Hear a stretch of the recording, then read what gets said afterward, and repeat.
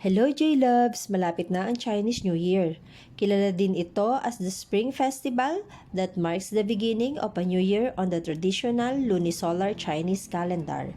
Ito ang isa sa mga most important holidays in Chinese culture and was placed on the UNESCO Intangible Cultural Heritage of Humanity list in 2024. Ang unang araw ng Chinese New Year falls on the new moon that appears between January 21 and February 20. Uso sa kanila ang fireworks, dragon dance, and red lantern displays. At syempre, hindi mawawala ang pagbibigay ng mga red envelopes bilang celebration according to Wikipedia.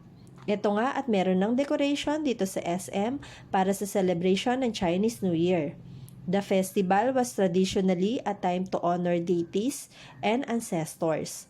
New Year's Eve is an occasion for families to gather for annual reunion dinner.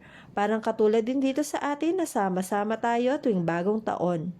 Gusto ko lang kayo batiin ng Advance Happy Chinese New Year, Xinyan Kuai Le, Gong Xi Fa Chai, and Kong Hei Pa Choi.